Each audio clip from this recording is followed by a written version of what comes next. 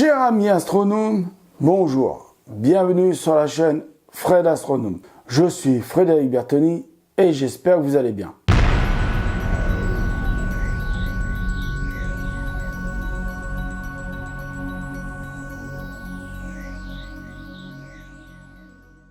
Alors voilà, je vous dis carrément la vérité depuis le début de la vidéo. Je vous avais annoncé que je ferais une FAQ pour les 2000 amis astronomes. On les a dépassés, enfin largement oui, on les a dépassés puisque à l'heure actuelle où je tourne la vidéo, le mardi 28 mai 2005, nous sommes 2037 si je me rappelle bien, et si c'est toujours le bon chiffre. S'il y a plus, bah, merci pour les nouveaux qui sont arrivés entre temps, et pour l'instant que je tourne la vidéo. Et donc là, bon, j'avais dit que j'arrêterais les questions, enfin que je commencerais à prendre les questions à partir du 31 mai. Et puis au final, bon, je vais vous dire la vérité, je m'aperçois que cette FAQ, c'est un fiasco, qu'il n'y a pas énormément de questions. Alors, comme je suis quelqu'un de poli et de sincère et d'honnête, eh ben, je vais répondre à ceux qui m'ont posé des questions et je vais répondre à toutes les questions que vous m'avez posées. Même si vous en avez posé 2 ou 3, j'avais dit que j'en prendrais qu'une sur 2, 3 ou 10 questions. J'avais dit que j'en prendrais qu'une.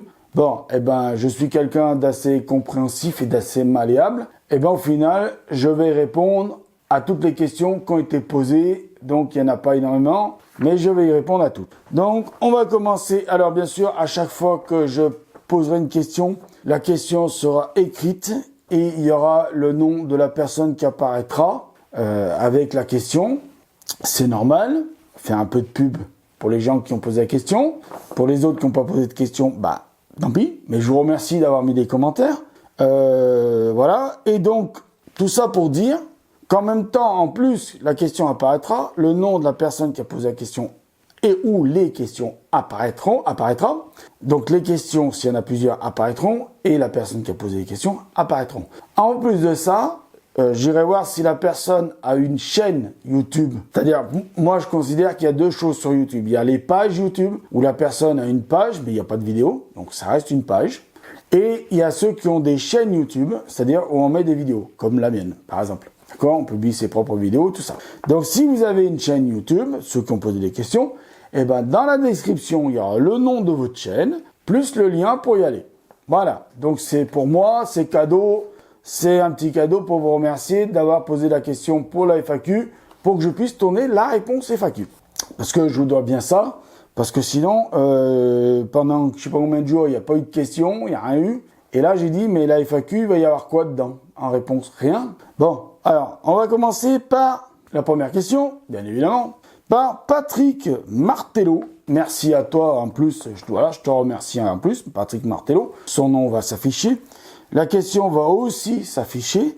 Donc, je vais tout lire le commentaire qu'il a écrit, mais moi, je mettrai que la question. Hein. Salut Fred, avec ta grande connaissance en matière d'astronomie, as-tu déjà pensé à faire des clips sur différents sujets, exemple, capsule sur les planètes, une autre sur les nébuleuses, tout en parlant d'équipements à utiliser? Donc, est-ce que j'ai pensé à faire des sujets, je vais reposer un peu la question comme ça, mais je mettrai la question comme lui, il l'a écrit. Est-ce que j'ai pensé à traiter des sujets sur le planétaire et sur le ciel profond, et en même temps que je traite du planétaire, par exemple, je sais pas, parlons de la planète Mars, par exemple, est-ce qu'il faut utiliser plus une lunette, plus un télescope, est-ce qu'on peut utiliser les deux? Je pense que c'est ça que tu voulais dire. Est-ce que j'ai pensé à faire ça? Oui, j'y ai pensé. Par contre, pour le moment, je pense pas que je vais y faire. Je pense que je vais y faire dans l'avenir. Je pense que c'est une très bonne idée, Patrick. Je vais te dire pourquoi j'y fais pas pour le moment. Parce que, alors, les vidéos là que je vous fais, que je vous publie, vous croyez ce que vous voulez croire, vous pensez ce que vous voulez penser, vous acceptez ou vous acceptez pas ce que je vais vous dire maintenant, mais c'est déjà un boulot énorme. Et j'ai d'autres occupations en dehors de la chaîne YouTube. C'est-à-dire, des occupations familiales, obligées. Je vis dans ma famille, donc s'il y a des choses que ma famille me demande de m'occuper, je suis bien obligé de dire oui. Ça me prend un temps aussi. Donc pour concilier les deux, je m'attaque pas à des gros sujets comme ça. Parce que ce genre de vidéo que tu me demandes si je vais faire un jour ou pas, et je te répondrai qu'un jour certainement je le ferai, quand j'aurai plus de temps pour moi-même. et j'aurai plus de temps à consacrer à la chaîne. Parce que ce sont des gros sujets. En fait, ce sont des gros sujets. Pourquoi? Parce que tu as un sujet, en fait, tu as un sujet de vidéo, mais dans le sujet vidéo, tu as 2 sous-sujets. C'est-à-dire, tu traites l'histoire d'une planète, par exemple Mars. On parle de Mars, et puis comment l'observer, et avec quel instrument. Donc, c'est des vidéos qui, à mon avis, demandent un énorme travail d'avant. Ça me fait pas peur. Moi, j'aime travailler beaucoup. D'ailleurs, j'aime énormément travailler. Mais en même temps, c'est des vidéos qui demandent un temps de tournage très long. Alors, un gros travail d'avance, ça veut dire d'écriture, de recherche, d'écriture, un gros montage derrière, parce que bien sûr, il va falloir faire le montage classique, plus rajouter des petites apparitions, des petits trucages, machin et tout ça, des petits trucs 3D, machin et tout. Et je n'ai pas encore, à ma connaissance, quelqu'un qui pourrait travailler 100% pour ma chaîne pour me faire les petites animations 3D. Je n'ai pas encore ma connaissance. Et puis en plus de ça, je vais être honnête, je n'ai pas les moyens de lui fournir un salaire correct. Donc je pense que je vais attendre que la chaîne monte en nombre d'amis abonnés, d'un nombre d'amis astronomes, que les revenus publicitaires soient beaucoup plus conséquents, que je puisse avoir du partenariat beaucoup plus payant que ce que j'ai en ce moment. Donc, éventuellement, ça veut dire gagner plus d'argent, on va être honnête, voilà, avec la chaîne. C'est-à-dire que déjà, moi, je puisse en vivre, moi, et pour le moment, je n'en vis pas.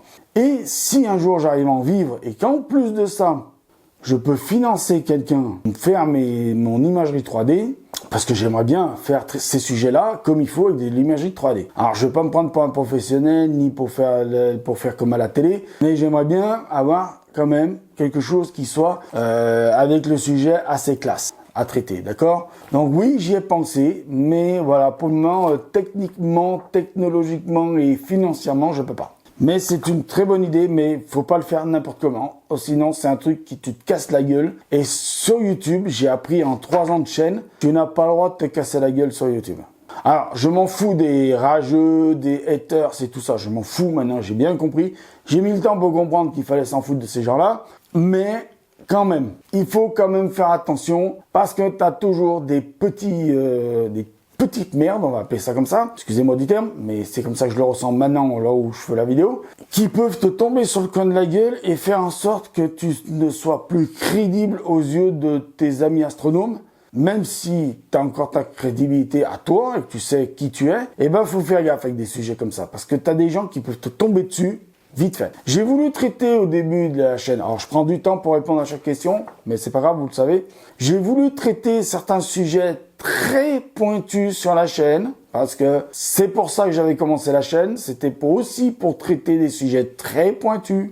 Il y a des gens qui me sont tombés dessus, alors c'est des gens qui n'y connaissent rien du tout en astronomie, des nuls, d'ailleurs ils s'y intéressent même pas, même je veux me dire, alors j'ai rien contre eux, mais la plupart, ils faisaient partie de ce qu'on appelle du monde du gaming. Et les mecs, ils veulent venir te donner des leçons. C'est ridicule. C'est comme si moi, j'allais donner des leçons de gaming à des gamers. Ou à même des gamers professionnels, puisque vous savez qu'il y a des gamers professionnels. C'est comme si j'allais voir un gamer professionnel qui gagne entre 5 et 10 000 euros par mois parce que le mec, il est champion du monde du jeu et je vais lui apprendre à jouer. Bien sûr. Oui, totalement. Et voilà, je peux te prendre un autre exemple. C'est comme si j'allais dire à un mécanicien qui gagne sa vie avec, qui a un garage, qui est patron d'un garage, t'inquiète, je vais t'apprendre la mécanique, moi. Alors que j'y connais rien en mécanique. Donc voilà, Patrick Martello, j'espère que j'ai répondu à ta question. Et voilà, ceux qui sont pas contents de ma réponse, vous le mettez en commentaire. On le fera apparaître, c'est pas sûr que je vous réponde. Mais bon. Voilà, donc on va passer à une deuxième question. La question, elle est posée par Julien. Alors Julien, il a une chaîne, ça j'en suis sûr. Donc il y aura ton nom de la chaîne qui va apparaître là, avec ton prénom qui va apparaître par là, et avec ta question, enfin tes 2 questions, parce qu'il y a une question en 2, mais bon, on va répondre, on va faire comme si c'était une question, parce que vous comprendrez. Et bien sûr, je mettrai le lien de ta chaîne en description. Parce que c'est normal, tu as posé une question. Comme je l'ai dit au début de la vidéo, ceux qui ont posé des questions, ils auront le droit à la réponse, à des petits cadeaux en supplémentaire. La question de Julien de La Taverne à Santé, donc sa chaîne c'est La Taverne à Santé. Salut Fred, j'ai plusieurs questions. Penses-tu que la Chine a relancé la course à la Lune? Vas-tu faire On the Moon Again? Alors, je laisserai traduire à ceux qui veulent traduire, mais je vous le traduirai de toute façon en français. Alors, je me rappelle plus d'ailleurs de la traduction, je suis désolé, mais want the moon again? No. Enfin, no, yes. Pas tout de suite. Mais pour répondre à ta question, penses-tu que la Chine a relancé la course à la Lune? Je vais te répondre oui et non, en fait. Oui, ils ont donné l'envie aux Américains de se remettre à la course à la Lune. Oui, ils essayent d'ambitionner l'Europe. Enfin, l'Europe essaye de s'ambitionner, de s'ambiancer pour partir sur la Lune.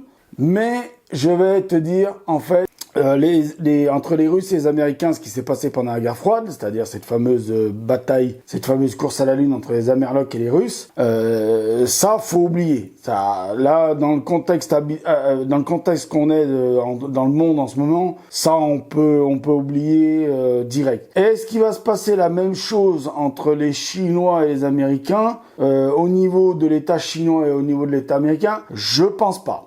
Je pense plus que la course entre la Chine et les États-Unis va être relancée plus du côté, on va dire, technologique et industriel. C'est-à-dire, c'est plus les industriels qui vont devoir fabriquer donc la technologie pour envoyer les Chinois ou les taïkonautes ou les astronautes sur la Lune.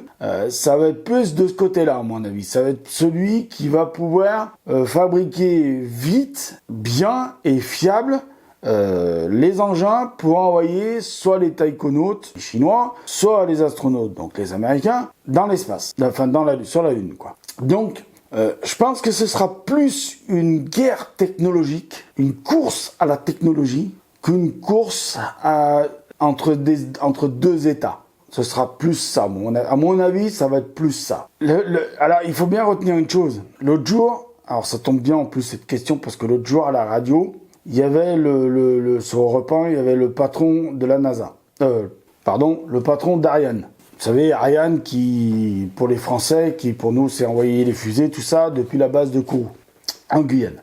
Il disait, nous, l'Europe aussi, on peut faire la course à la Lune. Je dis, c'est une bonne nouvelle. Jusqu'à que j'entende la plus grosse connerie de tous les temps. Le monsieur dit, voilà, nous sommes 300 millions d'Européens. C'est l'agence européenne qui s'occuperait de financer Ariane pour construire la fusée pour envoyer des Européens sur la Lune. A dit comme ceci, il a dit, il y a 300 millions d'Européens. Ça coûterait 50 centimes d'euros par Européen. Donc on fait un petit calcul. Nous sommes 300 millions d'Européens. 300 millions d'Européens, 1 euro par Européen, ça fait 300 millions d'euros. Donc 50 centimes, c'est la moitié d'un euro. 300 millions d'Européens, ça fait 150 millions d'euros. Est-ce que le monsieur du patron de Ariane Espace, c'est plutôt le patron d'Ariane Espace, a compris que la mission Apollo 11 a coûté 130 milliards. Alors, si aujourd'hui on la faisait, elle coûterait aujourd'hui 130 milliards de dollars américains. D'aujourd'hui. C'est-à-dire, à l'époque, ça aurait fait un peu plus de 1100 milliards de dollars américains de l'époque. Aujourd'hui, elle coûterait 130 milliards de dollars. Pour envoyer 3 bonhommes, dont un qui restait dans un vaisseau, faire le tour de la Lune, et 2 pour descendre le pied sur la Lune. Et le tout, la mission lunaire, c'est-à-dire le pied posé sur la Lune, Aldrin et Armstrong et Aldrin plutôt, sont restés à peu près 2 heures sur la Lune.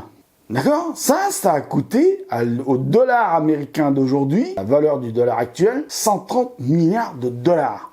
Le monsieur de Ariane Espace veut nous faire croire que ça coûterait pour nous les Européens 150 millions d'euros pour envoyer, pareil, dans le même contexte, donc un bonhomme qui fait le tour de la Lune pour l'instant que les 2 autres copains marchent sur la Lune, ça coûterait 150 millions d'euros d'aujourd'hui.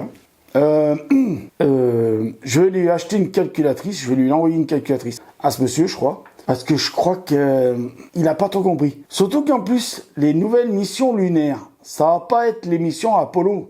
Ben non, les Américains et les Chinois, alors je parle pas des Russes, les Russes pour le moment ils sont hors quoi. Même s'ils ont la technologie des fusées pour pouvoir envoyer des hommes et des femmes à bord de l'ISS, ils le font très bien, je pense qu'ils sont hors course. Je peux me tromper, mais bon, je ne vais pas insulter les Russes, mais je pense qu'ils sont hors course. Par contre, là où les Chinois et les Américains sont pas cons, ils vont pas refaire une mission lunaire style Apollo. C'est bon, c'est fait. Ils ont envoyé 2 bonhommes sur la Lune hein, qui tournaient autour, donc 3. C'est fait, ça c'est fait, c'est accompli. Surtout si en plus vous avez bien regardé ce que j'ai partagé, si vous connaissez mes pages Facebook. J'ai partagé sur mes pages Facebook des liens Futura Science qui en parlent de ces missions justement côté américain. Et quand vous regardez le fameux vaisseau construit par, je crois que c'est Boeing et c'est l'association Boeing et je sais plus qui. Il y a 2 grosses entreprises américaines qui vont s'y mettre dedans. En plus de ça, dessus il y a la défense américaine donc qui va s'y mettre dessus, la DARPA.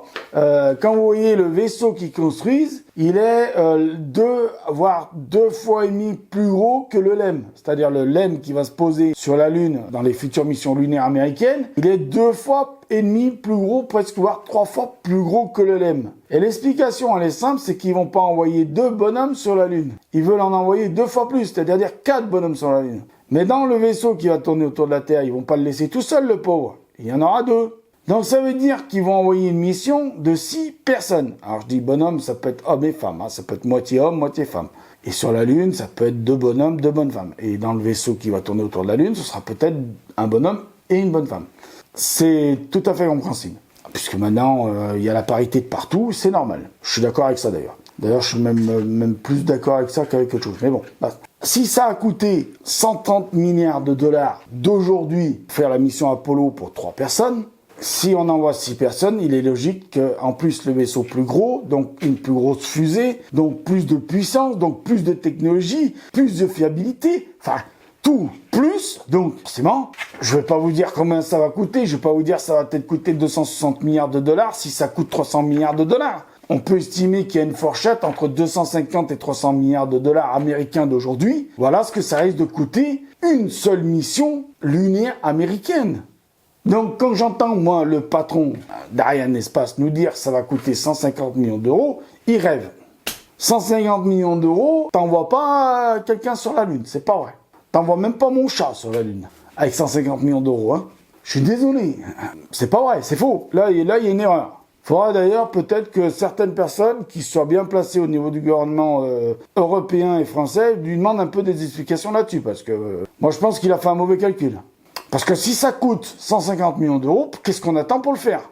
Parce que quand on voit que l'ESA a déjà investi 1 milliard d'euros pour, alors pas tout seul, mais ils ont quand même investi pratiquement dans le ELT, c'est-à-dire le Extremely Large Telescope, qui est en train d'être construit au Chili. Ils n'ont pas investi 1 milliard d'euros, parce que s'il y a d'autres pays qui viennent investir dedans. Mais l'Europe, à elle toute seule, a quand même investi les 3/4 de la somme, c'est-à-dire pratiquement dans les 700 millions d'euros. Si on fait le calcul, on fait déjà plusieurs missions lunaires avec ça. Si ça coûte 150 millions d'euros. Il y a des missions européennes d'exploration du système solaire qui ont coûté plus d'1 milliard d'euros. Et c'était que des sondes qu'on envoyait. D'accord? Il n'y avait pas des êtres vivants dedans.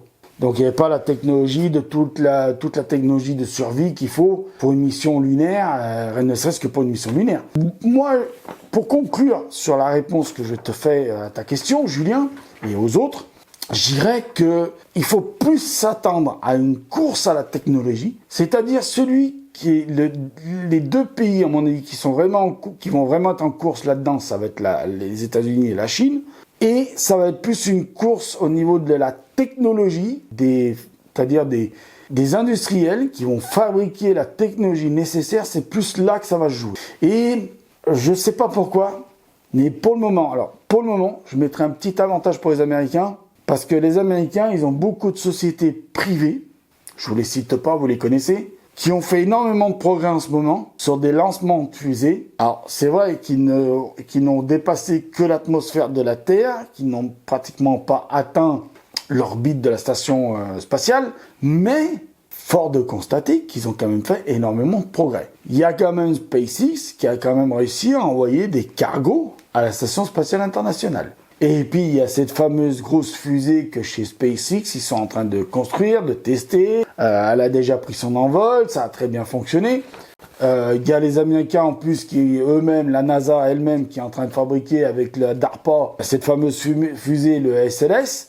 Donc, pour le moment, je dirais que côté technologie lancement, je parle de technologie de lancement. On va dire que c'est plutôt les Américains qui ont une avance, même s'il faut reconnaître, et fort reconnaître beaucoup, que les Chinois ont fait d'énormes progrès en si peu de temps. Ils ont eu leur fusée de lancement, leur vaisseau qui ressemble énormément au Soyouz pour faire leur station spatiale internationale, et pour faire leur station spatiale internationale, non, la station spatiale chinoise. Quand même reconnaître qu'ils ont pris une avance aussi là-dessus. Mais attention, je vais finir par un truc qui va peut-être vous étonner. Attention, dans l'ombre, en ce moment, il y a un pays qui est en train de prendre pas mal d'avance sur la conquête spatiale, c'est l'Inde. Attention à l'Inde. Donc j'ai pris beaucoup de temps pour répondre à cette question. J'espère que j'ai bien répondu à ta question, Julien. Mais attention à l'Inde. Attention à l'Inde parce que l'Inde arrive derrière. Et arrive fort vite, je trouve. Donc voilà. Donc attention aussi à l'Inde. Mais ça ne veut pas dire que l'Inde va gagner la course. Je pense que ce sera plutôt du côté américain ou du côté chinois qui aura le gagnant. Mais bon, voilà. Et puis alors, je vais vous dire, moi, je m'en fous que ça soit chinois ou américain. Pour moi, le plus beau, c'est qu'on retourne sur la Lune, que des êtres humains retournent sur la Lune. Ça veut dire que si des êtres humains retournent sur la Lune, ça veut dire que derrière, Mars est en bonne voie. Si vous voyez ce que je veux dire. D'accord? Vous avez compris? Donc voilà, Julien de la Taverne à Santé. Je te remercie d'avoir posé la question. J'ai pris beaucoup de temps pour y répondre. Mais c'était normal parce que c'était une question quand même qui demandait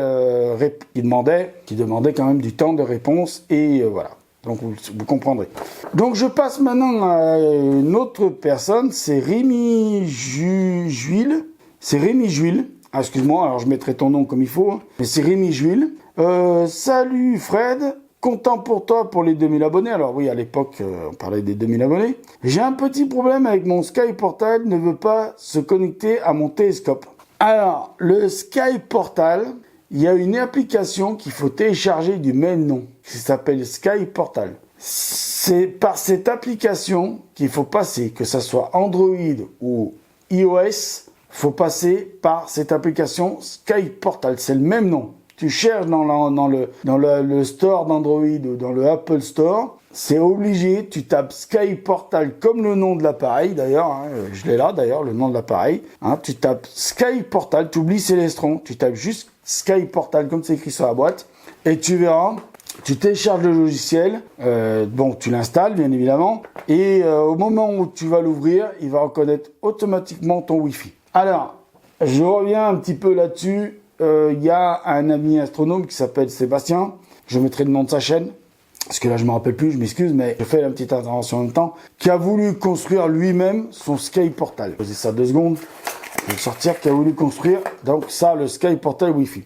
Et il a des problèmes de connexion. Alors en même temps que tu me poses la question pour savoir pourquoi ça marche, ça fonctionne pas, c'est parce que il faut que ça soit lié avec le logiciel Sky Portal Wi-Fi. Et que ça soit Android ou iOS, c'est lié au Sky Portal Wi-Fi. Obligé de télécharger l'application.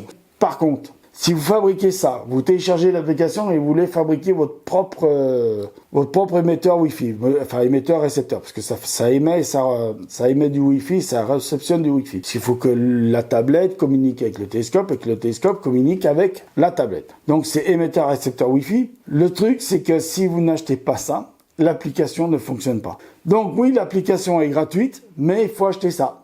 Oui, il faut mettre les 169 € que ça coûte.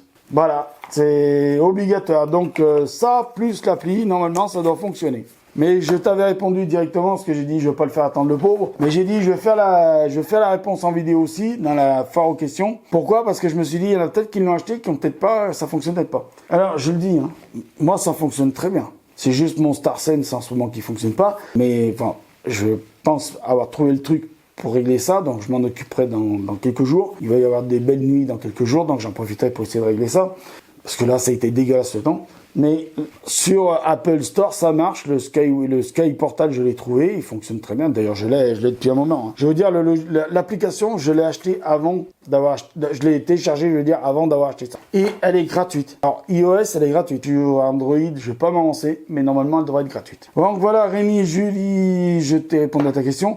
Si tu as une chaîne YouTube, bien sûr, comme les autres, en bas dans la description, le nom de ta chaîne et le lien pour y aller. Alors, nous avons une autre question qui est de Med. Alors, salut Fred, ma question. Newton 200 par 1000 en astrophoto, APN défiltré partiel. Mes photos ont un gradient et une pollution énorme. Alors, pour le gradient, je disais qu'il fallait pas passer fallait pas trop faire du Photoshop. Mais à mon avis, là, tu vas être obligé de passer par du traitement Photoshop. Je mettrai en lien une vidéo qui traite de ça, de chez Guillaume Doyen, qui en parle justement comment traiter tous les petits défauts qu'on a sur les étoiles quand on prend des photos, qu'on fait de l'astrophoto au télescope. Voilà. Alors, un filtre CLS m'aiderait-il? Alors, pour la pollution, oui. Pour le gradient, non. Mais pour la pollution, oui. Mais alors, j'avais déjà fait une petite vidéo là-dessus qui est déjà en ligne. Je vais te répondre franchement là-dessus. Moi, je vais te dire, les filtres à pollution lumineuse, j'en ai. Pour effacer les lampadaires, tout ça. Pour soi-disant éteindre les lampadaires. Si tu es en plein milieu d'une ville ou de mon village, moi de mon quartier qui est éclairé comme un sapin de Noël, il va te servir à rien ton filtre. Par contre, si tu vas loin de la pollution lumineuse, alors tu vas me dire oui mais là j'en ai plus besoin, oui ok, mais si tu photographies quelque chose qui est par exemple en direction de Paris, par exemple toi tu te trouves à 200 km de Paris, tu es dans un endroit hyper noir, tu es obligé, ton télescope se dirige vers un objet du ciel profond qui est au-dessus de la ville de Paris, comme par hasard, et ben là, en mettant ton filtre anti-pollution, tu vas éteindre ce dôme qu'il y a sur Paris, tu vas l'éteindre. Donc ça va te faire un meilleur contraste, et une meilleure saturation et une meilleure obtention des couleurs si tu as déjà un capteur couleur. Mais en pleine ville ou même en plein endroit où tu as un lampadaire juste en dessous de la tronche, tu peux mettre tous les filtres anti-pollution que tu veux, même les plus chers qu'ils vendent, tu n'auras aucun résultat. La pollution lumineuse sera toujours là et tu seras toujours gêné. Elle sera atténuée, on va pas se mentir, mais elle sera toujours là. Tu auras toujours des problèmes. Par contre, pour l'histoire des gradations, des gradients, ça je te renverrai à la vidéo de Guillaume Doyen. Donc je te mettrai Guillaume Doyen, le lien de sa chaîne, plus le lien de la vidéo, qui explique comment faire sur... Alors c'est pas Photoshop lui qui l'utilise, c'est... On avait vu quel logiciel, mais de toute façon c'est un logiciel Adobe, qui explique comment s'occuper de tout ça, des étoiles et des défauts sur l'image. Donc je vais continuer à répondre aux questions. Donc là c'est une question de Nicolas. Je lis tout son commentaire, mais je mettrai uniquement la question. Alors, tu déchires, Fred, oui, la projection c'est très bien. J'ai eu ça dans un club d'astronomie près de chez moi. J'ai acheté un oculaire à 1/25 de pouce avec un large champ de vision. J'ai un Max 127. Alors un Max 127, c'est un Matsuko de 127 pouces, donc de 127 mm, donc 12,7. Pour le moment, j'ai juste vu des amas ou des doubles amas.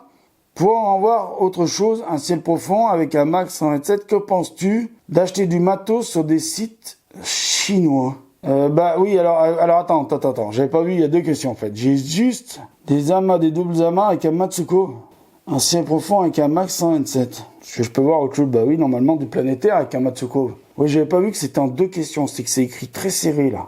Il n'y a pas d'espace en fait entre le truc là. Moi je dirais que normalement avec un Matsuko, tu vois plus du planétaire que du ciel profond. La vue du ciel profond, c'est pas un Matsuko. Alors je sais pas si Max 127 ça veut dire Matsuko, mais je suppose que ça veut dire Matsuko. Mais normalement, pour te répondre le plus simplement possible, je pense que Matsuko c'est plus pour voir le système solaire, c'est-à-dire les planètes, tout ça. Normalement, c'est pas trop fait parce qu'en général, un Matsuko ça ouvre à 10, 12. Donc non, je pense pas. Alors que penses-tu? Alors je vais répondre à l'autre question. Que penses-tu d'acheter du matos sur des sites chinois? Paraît que c'est moins cher, AliExpress. Alors, j'ai déjà eu un truc comme ça avec AliExpress et puis un autre truc. Je vais répondre, non, il faut pas acheter sur des sites chinois sous prétexte que c'est moins cher. Et je vais m'expliquer pourquoi. Parce qu'en réalité, sur les sites chinois, vous avez beaucoup de marques contrefaites. Encore une fois, j'ai rien contre le peuple chinois. Chacun se démerde comment il peut pour s'en sortir, pour gagner du pognon.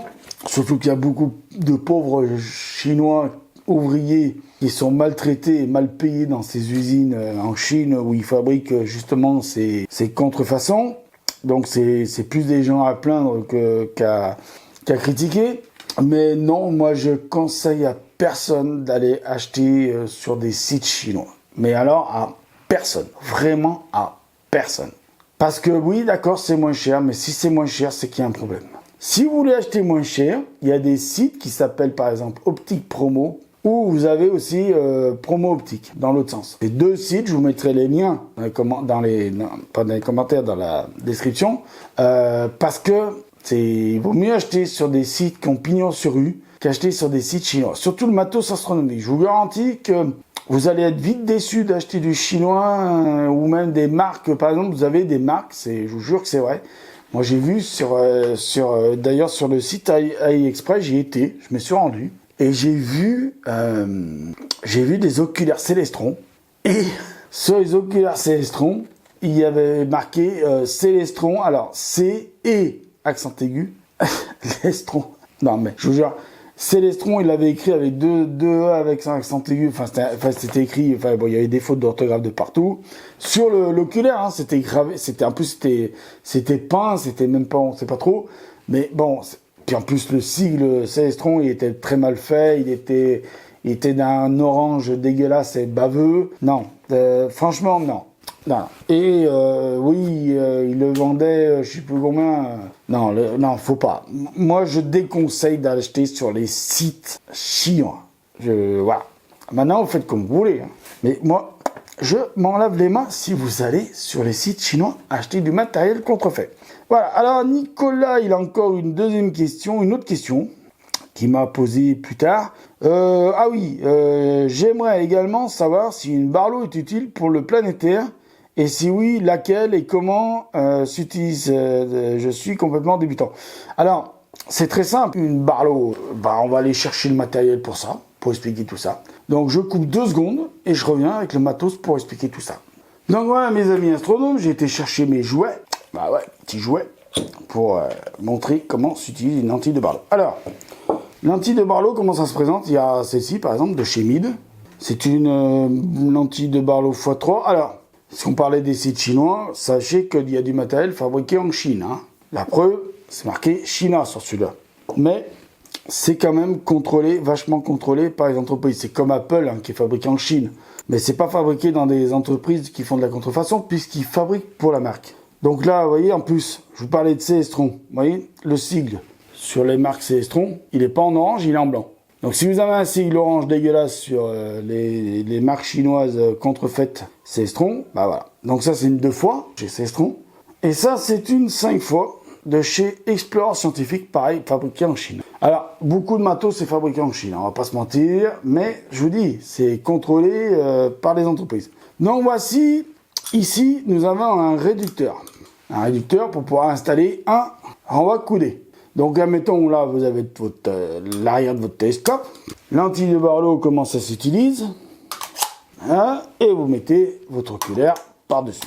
Tout le monde a bien vu la démonstration? C'est aussi simple que ça. La lentille de Barlow en premier, l'oculaire en deuxième. Quel Barlow il te faut? C'est ça? Oui. Oui, c'est ça. Et si oui, laquelle? Alors, x2, x3, x4, j'ai pas, mais ça existe. Il y a même des 3, 5 et demi, il y a des même 1, 5 et demi, il y a même des 2, 5 et demi, et la x5. Toutes peuvent s'utiliser sur le planétaire. Alors, quand je dis planétaire, je différencie planétaire et lunaire, vous allez comprendre pourquoi. Toutes s'utilisent sur le planétaire parce que du moment que c'est plus loin que la Lune, des millions de kilomètres, tout s'utilise sur le planétaire. Sauf sur le Soleil, parce que le Soleil, il n'y a pas besoin, c'est très gros. Et avec un télescope, ça grossit, ou une lunette, ça grossit déjà bien assez pour voir le Soleil. À part si vous voulez faire avec une caméra ou un appareil photo, vous voulez faire de la précision, c'est-à-dire prendre une tâche. Mais attention, Soleil avec un filtre à l'ouverture du télescope, hein, toujours. L'ouverture du télescope, lunettes, toujours. Jamais sans. Et filtre spécialisé en feuille de millard ou en verre traité pour le Soleil. Par contre, attention, n'achetez pas des lentilles de Barlow de la marque Célestron, ni de la marque Meade. Même si c'est du bon matériel, même si quand on l'a dans les doigts, fait du bon matériel. Bon, la Meade, on sent que c'est du bon matériel. La Célestron, on sent que c'est du bon matériel, mais bon. Par contre, je vous dis une marque, Explorer Scientifique, là voilà. Alors, ils font en 1/25e de pouce, ils font de la x2, x3 et x5. Chez Explorer Scientifique. Donc, les Barlow, oui, pour le planétaire, uniquement pour le planétaire. Pour le ciel profond, vous oubliez, c'est totalement inutile. Par contre, prenez des bonnes marques comme scientifique, comme Explorer Scientifique, hein, c'est ça, Explorer Scientifique. Et surtout, n'oubliez pas une chose, il y a une petite baisse de luminosité. Il y en a qui comprendront. Ça veut dire que si vous faites de l'imagerie avec une caméra ou un appareil photo, avec un appareil photo, vous forcez un peu sur les ISO parce que vous allez avoir une petite perte de luminosité. Si vous faites avec une caméra planétaire, c'est pareil, vous avez un petit réglage sur la luminosité, vous augmentez un petit peu la luminosité du capteur. C'est-à-dire la sensibilité du capteur, vous l'augmentez un petit peu. Donc j'espère que Nicolas, j'ai répondu à toutes tes questions. Je regarde si tu n'en as pas une autre. Ah oui, si, Nicolas, il a une autre question. Mais on t'en a posé, toi.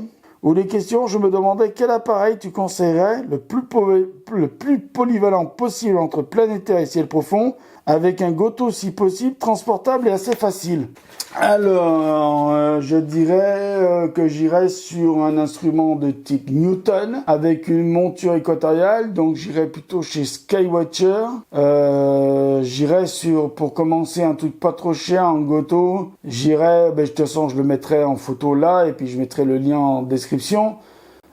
J'irais sur un 150-750. D'ailleurs, je sais pas si je t'ai pas répondu. Donc un 150-750 avec une petite Q5, c'est déjà pas mal.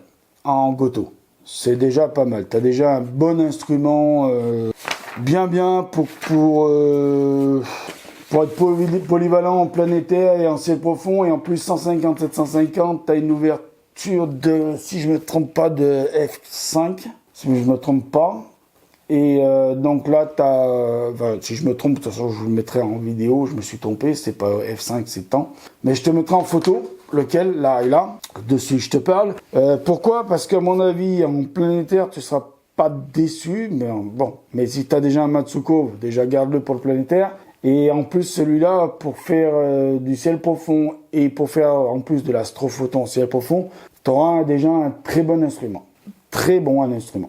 Donc, on arrive sur l'avant-dernière question de l'Observatoire Les Pléiades de mon Jordan Poignet, qui m'a posé la question, alors qui me dit au départ, bonjour Fred, oui en effet, le soleil, nanana, nanana. Enfin bon, il me dit, oui le soleil peut être vraiment très dangereux pour nos yeux, et je pense qu'on ne le répétera jamais assez, difficile entre astronomes amateurs de choisir des questions faciles pour les novices de la chaîne. Donc notre unique question sera quels sont les prochains sujets des futures vidéos. Par exemple le StarSense, l'œil. Alors oui, j'ai cru que tu me faisais une blague avec le StarSense, excuse-moi, mais j'avais pas vu vraiment que c'était une vraie question. Alors quels sont les prochains sujets des futures vidéos? J'en sais rien. C'est vraiment je me lève le matin, je me dis tiens j'ai du montage à faire donc je fais du montage. Je me dis tiens j'ai plus de montage et là je réfléchis à une vidéo. Je regarde sur la chaîne ce que j'ai déjà fait en vidéo. Je regarde dans mes archives ce que j'ai déjà fait en vidéo. Et puis ça me donne l'idée de ce que j'ai pas traité, donc je le fais. Et donc je commence à faire des recherches dessus et tout. Et puis si ça avance bien et que j'ai tout, je tourne. Donc tu disais c'est difficile de choisir d'autres questions quand on est un observateur, on a à peu près les mêmes connaissances. Mais je vais essayer quand même. Quels sont tes objets célestes que tu aimes le plus observer? Dis-moi si celle-là te convient mieux, prends soin de toi, nanana. Bon, alors, mon ami Jordan, je vais répondre à ta question. Donc, mon ami Jordan, ta question est quels sont mes objets préférés, tout ça, à observer, et tout ça, et tout ça. Je vais faire deux réponses pour cette question-là. Première réponse, du côté planétaire, du système solaire, j'ai trois objets préférés. Mon premier, c'est Jupiter. Alors, c'est pas dans l'ordre de mes préférences, hein. C'est Jupiter. Pourquoi? Parce que cette grande tache rouge mystérieuse, on sait ce que c'est un ouragan qui est là depuis plus de 300 ans, tourbillonne, machin, tout ça. Il y a des vents qui vont à plus de 500, plus de 600 km/h, même plus. Ça me fascine, cette grande tache rouge. Et puis, le fait que des fois, on voit passer les satellites devant, avec les ombres et tout, c'est génial, c'est magnifique, hein, c'est super beau. Voilà. Donc ça, j'aime bien. En autre, donc c'est Saturne. Oui, Saturne avec les anneaux majestueux, ces anneaux. Elle est belle, Saturne avec ses anneaux. Je pense que Saturne sans ses anneaux, ce serait pas Saturne et ce serait pas ma préférée des deux planètes. Voilà, Saturne c'est magnifique, c'est beau. Et il y a un objet encore du planétaire, et après je vous répondrai pour le profond. Ça va vous étonner et vous allez dire mais t'es fou quoi. C'est la Lune. Mon objet préféré dans le système solaire à observer, c'est la Lune. Pourquoi ? Parce que chaque jour d'observation, vous n'avez jamais la même Lune. Et d'un mois lunaire à un autre mois lunaire, vous n'avez jamais la même Lune. Il y a toujours quelque chose de différent sur la Lune. Alors c'est surtout avec les ombres, hein. Des ombres des cratères, des mares, tout ça, quoi. C'est jamais, alors c'est toujours à peu près, alors bien sûr, le paysage de la Lune, il change pas vraiment, mais du fait que, avec les jeux de lumière et d'ombre, par rapport au Soleil, par rapport à la position qu'elle a avec la Terre et tout, vous n'avez jamais la même observation. D'ailleurs, il y a un truc intéressant, il y a un truc qui serait intéressant à faire. Alors, je sais pas si je vais le faire, mais il y a un truc, moi, qui me donne vraiment envie de le faire, c'est d'essayer de prendre un maximum d'images de la Lune dans l'année. C'est-à-dire, chaque fois que la Lune apparaît dans le ciel, hop, sur le télescope, tu la pointes, enfin, tu vas faire avant, pointe le télescope sur la Lune, et tu prends une photo, un instant T. Et ben, après, faire un montage de ces photos, comme une vidéo. Et ben, je vous promets que vous n'aurez jamais, suivant le nombre de photos que vous aurez réussi à faire sur une année, vous n'aurez jamais la même Lune. Et essayez de le faire sur une deuxième année après derrière. Et d'essayer de faire à peu près sur les mêmes jours. Vous dites par exemple, j'ai fait l'année dernière une photo le 1er janvier. Si le 1er janvier de l'année suivante, vous pouvez faire la photo de la Lune, et ben, comparez, vous verrez, vous n'aurez jamais tout à fait la même photo. Jamais. Alors, bien sûr, parce que suivant le télescope, comment il sera placé par rapport sur la Terre, suivant de quel endroit vous reprendrez la photo, si vous avez déménagé, suivant la position de la Lune par rapport à la Terre, par rapport au Soleil, enfin, voilà. Tout, c'est toujours jamais, c'est jamais pareil. C'est jamais pareil. Alors, il y en a, Laurent de la chaîne 70-900 aurait plutôt répondu le Soleil. C'est vrai que le Soleil, c'est jamais pareil non plus. Vous avez des jours où il y a une tâche, des jours où il n'y a pas de tâche, des jours où il y a plusieurs tâches, des jours où vous avez des groupes de tâches. C'est jamais pareil non plus le Soleil, même si le fond du paysage est toujours le même. Mais la Lune, c'est vraiment comme ça aussi, c'est jamais pareil. Et j'adore parce que par rapport au Soleil, bon, tâche, pas de tâche, groupe de tâches, pas groupe de tâches, vous voyez, on a vite fait le tour. Alors que la Lune, je vous promets, vous n'aurez jamais la même observation de la Lune. À chaque fois que vous observerez la Lune, vous n'aurez jamais la même observation de la Lune. Il y aura toujours des petits détails qui changent. Et j'adore ça. Le ciel profond, je vais pas être très original, mais déjà, oui, il y a une constellation, moi, qui me plaît bien, mais la nébuleuse qui va avec, c'est la constellation d'Orion. Donc, en constellation, je dirais qu'il y a la constellation d'Orion qui me plaît bien. J'adore la constellation d'Orion. Je peux pas m'expliquer pourquoi, mais à chaque fois que je la vois dans le ciel, je sais pas, il y a quelque chose. Il y a un truc. Entre Orion et moi, il y a un truc. Il y a quelque chose. Je bloque sur Orion. Dès qu'il y a Orion dans le ciel, je suis, vous pouvez me parler, vous pouvez me dire tout ce que vous voulez. Je suis fixé sur Orion. Je sais pas pourquoi. La constellation Orion, j'adore. Après, en nébuleuse, la nébuleuse d'Orion, forcément, qui va avec la constellation d'Orion, forcément. Il y en a une autre aussi, la tête de cheval, qui va avec, qui est aussi dans la constellation d'Orion. Je vous dis, je vais vraiment pas être très original parce que, en fait, tout est beau. Bon, et pour être honnête, je dirais, oui, M31. La galaxie d'M31, la première fois que je l'ai vue dans un télescope, c'était pas un télescope à moi, c'était un télescope d'une personne adulte, parce qu'à l'époque j'étais enfant. Il m'apprenait l'astronomie, il m'a dit tiens regarde, j'ai pointé une galaxie. Il me dit c'est la galaxie d'Andromède, donc M31. Et je sais pas, j'ai fondu en larmes de joie devant cette galaxie. C'est énorme, c'est beau, mais c'est difficile, c'est vrai, de répondre à la question parce que tout est beau pour moi. La nature a bien fait les choses. Voilà, la nature par elle-même a très bien fait les choses. D'ailleurs, vous avez qu'à voir. Il n'y a pas besoin d'aller voir pour savoir que la nature a fait de belles choses et a fait de très bonnes choses. Déjà, il y a ma copine que la nature a très bien faite, très belle, et je l'aime. Et puis regardez, sortez dehors, rien que les plantes, les fleurs, les animaux, tout ce qui vit, tout ce qui est... Les nuages, des fois, ils sont beaux, même s'ils sont emmerdants pour les astronomes. Mais quand même, parfois, c'est beau. Un ciel nuageux, des fois, c'est beau. C'est beau à regarder. Donc, la nature a fait de belles choses. Donc, c'est difficile de répondre, de dire, en fait, tout est beau. Voilà.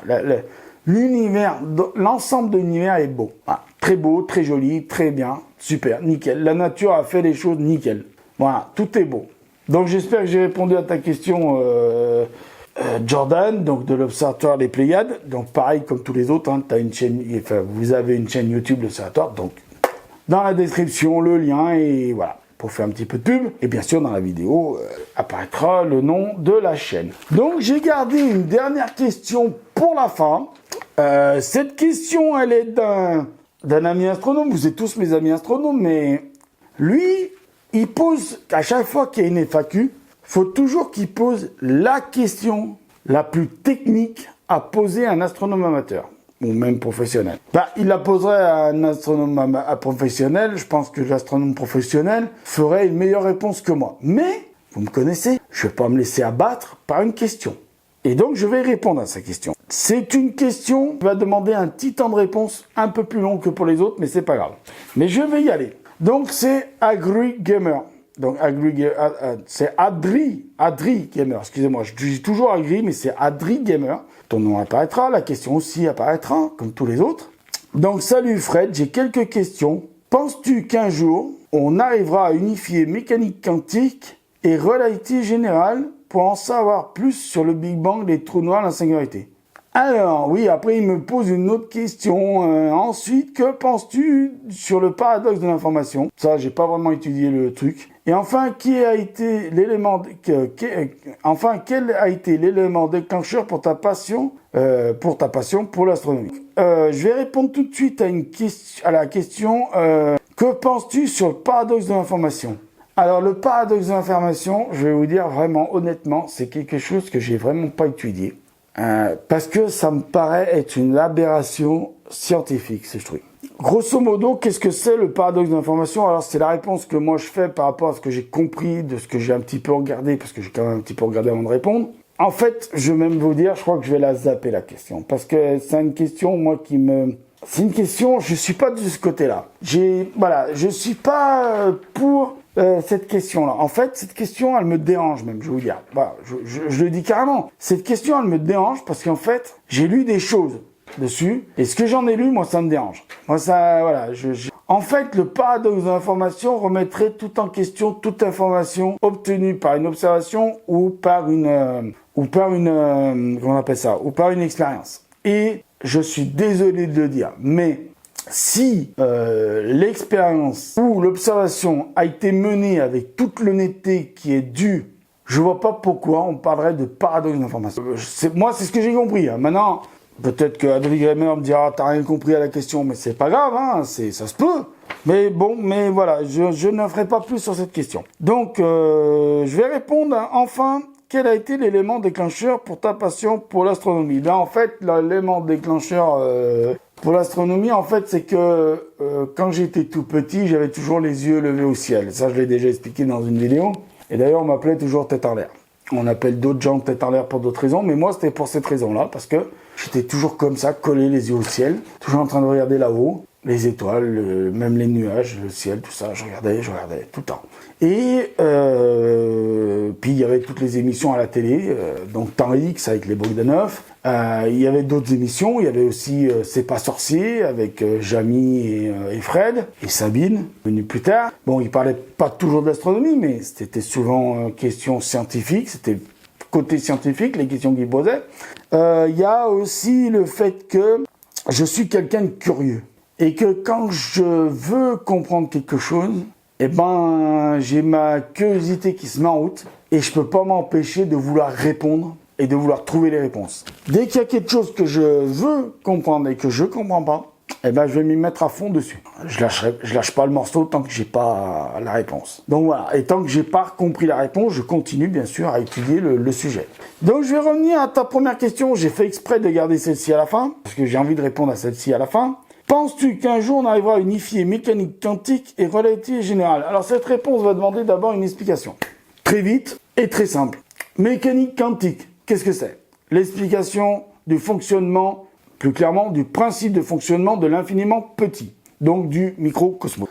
La relativité générale, c'est l'explication du principe du fonctionnement de l'infiniment grand, donc du macro. D'accord? Je répète ou je répète pas? Allez, je répète. La mécanique quantique, c'est l'explication du principe de fonctionnement de l'infiniment petit. C'est-à-dire, on explique comment fonctionne un atome.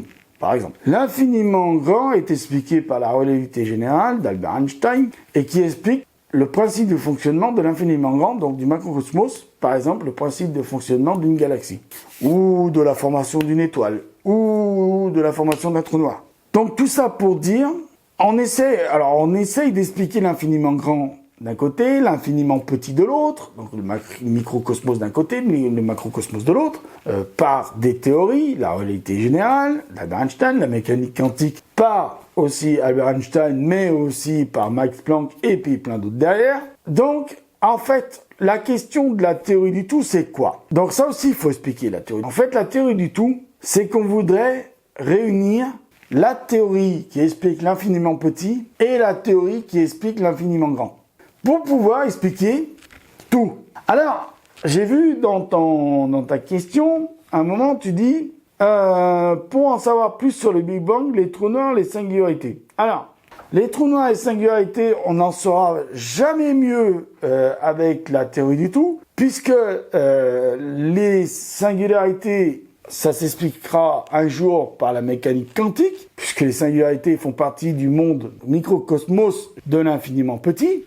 Les trous noirs, ça s'expliquera par la relativité générale, et d'ailleurs, c'est expliqué par la relativité générale, puisqu'on en a des preuves aujourd'hui que la relativité générale ne s'est pas trompée sur les trous noirs, et on expliquera le principe du fonctionnement, le tout du principe de fonctionnement d'un trou noir par la relativité générale, donc le macrocosmos, donc l'infiniment grand. Puisque les objets, les trous noirs, c'est infiniment grand, même si, dans la mécanique quantique, il y a une explication sur des trous noirs microscopiques. Mais ce ne sont que des spéculations. Pour le moment, il n'y a aucun mini trou noir qui a été engendré par le fonctionnement du LHC, donc du Large Hadron Collisionneur, parce qu'il y a eu beaucoup de théories complotistes là-dessus à l'époque où ils construisaient le LHC, donc le Large Hadron Collisionneur, pour dire oui, mais ils vont fabriquer des mini-trous noirs qui vont détruire la Terre. Et si on regarde dans l'explication de la mécanique quantique sur les mini-trous noirs, en fait, ils ont à peine le temps de se former qu'ils s'évaporent. Donc, pour le moment, on n'en a pas trouvé preuve de trous noirs pendant que le LHC fonctionne. Donc voilà, l'explication de ça. Est-ce qu'un jour, on va réunir les deux avec la théorie du tout? Je pense que oui. Est-ce qu'on expliquera le Big Bang? Et ça, j'ai fait exprès de le garder pour maintenant. Non. On n'expliquera jamais le Big Bang avec la théorie du tout. La théorie du tout, elle va expliquer ce qui se passe à l'intérieur de l'univers, donc où nous nous trouvons, parce que nous nous trouvons à l'intérieur de l'univers. Ça expliquera si l'univers a été éventuellement engendré par un trou noir, mais ça n'expliquera, ou si l'univers plutôt se trouve dans un trou noir, dans un gigantesque trou noir, mais ça n'expliquera jamais le Big Bang. Le Big Bang, il y a une théorie qui s'appelle la théorie des cordes, et c'est ça qui expliquera le Big Bang. Et c'est la théorie des cordes qui est en fait le début de ce qu'on appelle l'exocosmologie. C'est-à-dire, la théorie des cordes essaye d'expliquer le Big Bang, le fonctionnement du Big Bang, et essaye d'expliquer ce qu'il y avait avant le Big Bang et ce qui a engendré le Big Bang. Alors, il faut savoir, puisqu'on parle de Big Bang, que avant le Big Bang, tous les scientifiques qui s'intéressent au Big Bang, et les autres, les cosmologistes et les exocosmologistes, sont tous d'accord pour dire qu'avant le Big Bang, il y a forcément eu quelque chose d'immense, d'énorme et de puissant qui a engendré le Big Bang. Et que le Big Bang serait éventuellement le passage d'un ancien univers à un nouvel univers. Voilà ce que c'est le Big Bang. En fait, il y aurait eu un ancien univers qui se serait fondé sur lui, qui aurait formé ce Big Bang, et ce Big Bang aurait formé le nouvel univers dans lequel nous nous trouvons. C'est ça l'explication, et ça, c'est la théorie des cordes qui l'explique pour le moment, comme ça. Mais pour le moment, ce ne sont que des conjonctures, des supputations, rien d'autre. La théorie du tout, elle va expliquer pourquoi on a besoin de l'infiniment petit pour que l'infiniment grand fonctionne. Ça va expliquer pourquoi pourquoi l'infiniment petit fonctionne de telle façon pour fabriquer des étoiles. pour fabriquer des planètes, pour fabriquer des galaxies, pour fabriquer des trous noirs. La théorie du tout va expliquer en fait, d'un côté, voilà, les atomes, les molécules, les particules primordiales qui constituent tout l'univers en entier, fonctionnent d'un tel principe qui engendre soit des étoiles, soit des trous noirs, parce que comme l'étoile, elle arrive à un certain âge, elle est d'une certaine masse, elle s'effondre sur elle-même, et ça engendre un trou noir. Et pourquoi, à une certaine masse, l'étoile devient un trou noir et pas une supernova? La théorie du tout, en fait, elle va expliquer la théorie du tout va expliquer ce qui se passe entre l'infiniment petit et l'infiniment grand. On sait ce qui se passe dans l'infiniment grand, dans l'infiniment petit, on sait ce qui se passe. On sait expliquer pas mal de choses dans l'infiniment petit avec la mécanique quantique. On sait expliquer beaucoup de choses avec la relativité générale de ce qui se passe dans le macrocosmos, dans l'infiniment grand. On sait qu'il y a des forces comme la force de gravité qui engendrent plein de choses. Je ne vais pas trop rentrer dans les détails. Mais entre les deux, comment ça passe, à un moment donné, comment ça passe de l'infiniment petit à l'infiniment grand? Il nous manque ça, en fait. Il nous manque le milieu, là. Il nous manque le milieu. Comment l'infiniment petit, par ses principes de fonctionnement, arrive à faire fonctionner l'infiniment grand? C'est ça la théorie du tout. En fait, c'est comment le microcosmos, le principe du fonctionnement du microcosmos, fait pour faire fonctionner l'infiniment grand. C'est un petit peu ce qu'on appelle la génétique de l'univers. En fait, l'être humain, nous sommes constitués de cellules. Les cellules sont constituées de particules. Quand on imbrique tout ça, ça forme un être humain. Ça forme des organes et ça forme un être humain. Eh ben, la théorie du tout, en fait, elle va expliquer comment les briques élémentaires fonctionnent, s'imbriquent pour former des objets de l'infiniment grand. D'accord? C'est ça la théorie du tout. Forcément, un jour, oui, on sera obligé de réunir les deux. Donc l'infiniment petit d'un côté, la mécanique quantique, l'infiniment grand de l'autre côté, la théorie de la relativité générale. Un jour, on sera obligé de les imbriquer l'un dans l'autre, et c'est ce qu'on appellera la théorie du tout. Et cette théorie du tout expliquera tout, comme ça s'explique d'ailleurs. En fait, elle fera l'explication du départ jusqu'à la fin, de comment les particules ont été fabriquées, de comment elles s'imbriquent en elles-mêmes, de comment elles s'engendrent pour pouvoir fabriquer un gros objet. Une étoile, un trou noir, une galaxie, l'univers tout entier. C'est ça, la théorie du tout. En fait, on arrivera à expliquer chaque petite particule qui compose cet objet, comment elles se sont imbriquées pour fabriquer le métal qui compose le bas de l'objet, là, l'aluminium, et comment ça s'engendre pour devenir du solide et que ça devient à la fin un objet. Eh ben, ça, nous, on sait le faire. Donc on va dans des carrières, on recherche des minerais, là, en l'occurrence, de l'aluminium. Alors l'aluminium, c'est un alliage, donc on cherche des minerais qui composent l'aluminium. On fabrique cet alliage, donc l'aluminium. On fabrique après des objets. Donc ça, on sait l'expliquer. Par contre, on ne sait pas, la théorie du tout, en fait, elle va expliquer comment la nature part de l'infiniment petit et prend des objets de l'infiniment petit expliqués par la mécanique quantique pour fabriquer gros objets comme les étoiles expliqués par la théorie de la relativité générale. Voilà la théorie du tout. C'est l'explication que je donnerai moi. Et oui, un jour on y arrivera. Oui, on y arrivera. Et le jour où on y arrivera, j'espère que je serai encore de ce monde. Parce que autant j'aurais eu envie de voir Galilée pointer la lunette pour la première fois en direction du ciel, parce que c'est lui le premier à l'avoir fait, parce que les autres, ceux qui avaient fabriqué les lunettes, là, les longues vues, ils utilisaient pour regarder, voir arriver l'ennemi. Mais Galilée, lui, il l'a pris, le truc, il l'a fabriqué, il a fabriqué sa lunette, il a pris le principe, il a fabriqué sa lunette, et il s'est dit, moi je veux pas regarder la lune de la voisine ou si l'ennemi arrive, boum, il l'a pointé là-haut. Donc ça, j'aurais aimé être là pour le voir, parce que ça, c'est un grand moment de l'histoire de l'astronomie.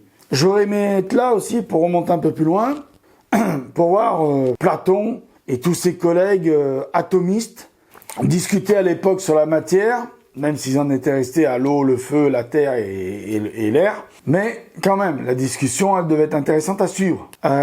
J'aurais aimé être là aussi pour voir la marche de l'homme sur la Lune. Parce que, bon, c'est pas de la recherche scientifique, pas un grand pas dans la recherche scientifique, mais c'est un grand pas pour l'homme quand même, c'est pour l'humanité, comme il l'a dit, hein, un petit pas pour l'homme, un bond de géant pour l'humanité. Donc oui, pour assister à la marche sur l'homme, oui, parce que technologiquement parlant, c'est une avancée énorme.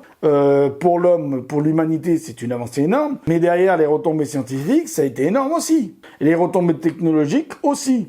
Et puis, oui, j'aurais aimé, j'étais là quand on a découvert le boson de Higgs, j'étais vivant, j'étais content. J'ai vu la première photo du trou noir, M87. Ben voilà, j'aimerais être là le jour où il y a quelqu'un qui dira « J'ai trouvé la théorie du tout ».